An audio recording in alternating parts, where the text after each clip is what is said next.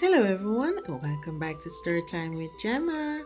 Today we'll be reading Walt Disney Dumbo.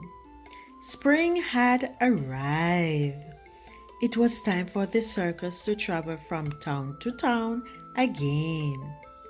Everyone was excited, but the most exciting thing about spring was still on its way. Ooh.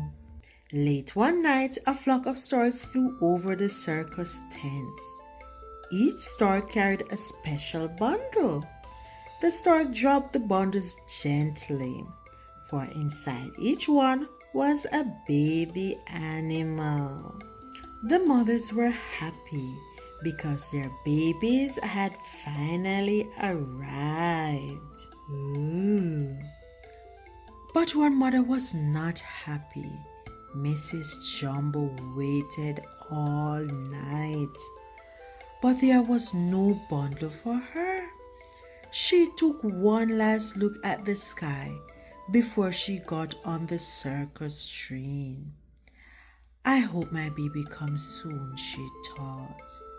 Oh my, I'm sorry. In the clouds above, one last stork was checking his map. He was trying to find the circus train. There it is, he said. He grabbed the heavy bundle and flew off to the train. Mrs. Jumbo, he called. Mrs. Jumbo, over here, cried all the elephant ladies right this way. Sign right here. Sign here, please, the stork told Mrs. Jumbo. Mrs. Jumbo was excited. She couldn't wait to see her baby. Hurry up, open it, giggled the elephant ladies. Mrs. Jumbo untied the knot. Out popped a baby elephant with big blue eyes. Mrs. Jumbo loved him at once. Then the baby elephant sneezed. Achoo! Up flew his enormous ears. The elephant laughed at the tiny baby. What funny ears, they said. We will have to call him Dumbo. Mrs. Jumbo didn't care. Dumbo was her baby, and she loved him very much. Soon the circus reached the first town. Everyone had to help set up the tents, even the elephants. The next day, the circus animal paraded through the town. Dumbo tried to keep up with the other elephants, but he tripped on his ears and landed in a puddle. All the children laughed at him. Oh my. Later, some boys started to tease Dumbo and pull on his ears. That's not nice. Mrs. Jumbo rushed over to protect her baby. She gave one boy a spank. Help! The boy cried. The ringmaster heard the boy cry for help. Stop that elephant, he shouted. Soon, Mrs. Jumbo was tied up and led away to a cage. That evening, the elephant ladies blamed Dumbo for everything. They wouldn't talk to him or even looked at him. Poor Dumbo. He missed his mother very much. Timothy the circus mouse felt sorry for Dumbo. He decided to teach the elephant ladies a lesson. Boo! He shouted. The elephant ladies screamed. They were all afraid of the little mouse. Dumbo was afraid of Timothy too. He hid in a pile of hay. Timothy offered the little elephant a peanut. Don't be afraid, the circus mouse said. I like your ears, and I'll help you get your mother back. When Dumbo heard that, he knew he had found a friend. As Dumbo and Timothy walked past the ringmaster's tent, they heard him talking about a new elephant act. "I have an idea," Timothy whispered. He hurried into the tent. Timothy was sure that once Dumbo was a star, the ringmaster would free Mrs. Jumbo. When the ringmaster fell asleep, Timothy whispered in his ear, "Your new elephant act will star Dumbo, Dumbo, Dumbo." The ringmaster repeated, then he woke up. "I've got it," he said. "Dumbo will be the star of my elephant act." In the circus ring the next night, one elephant stood on a ball while the others balanced on her back.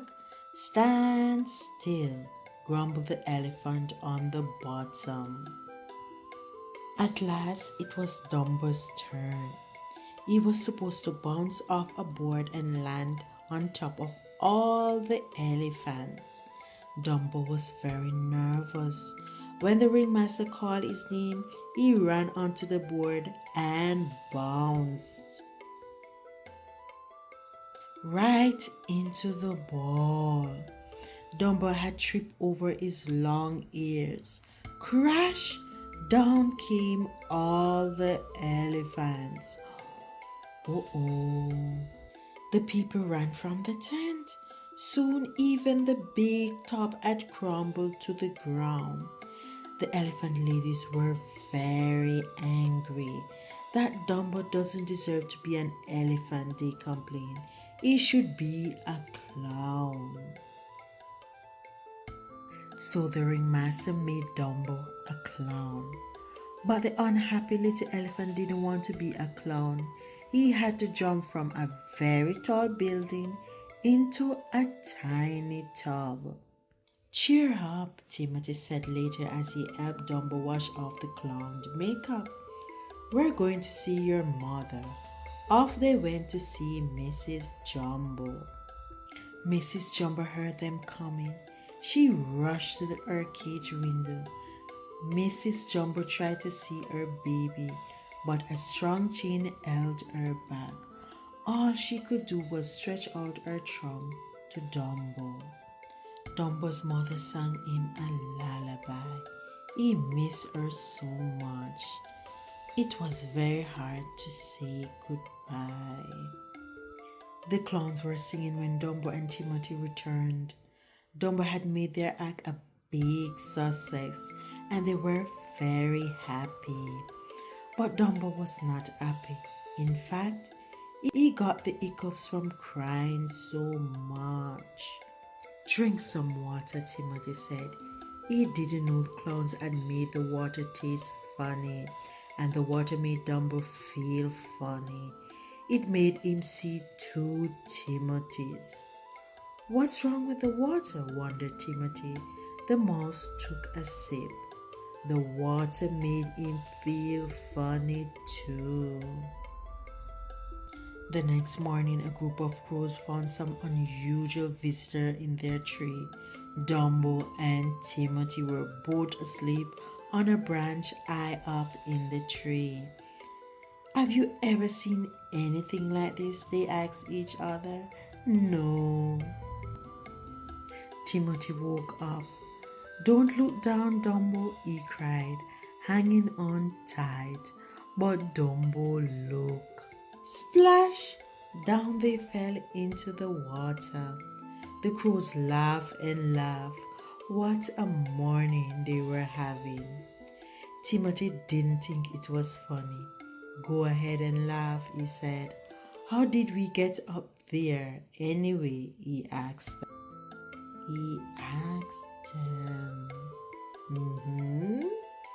"Maybe you flew up," cried the crows. They were only joking.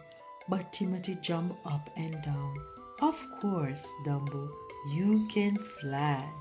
You can use your ears like wings."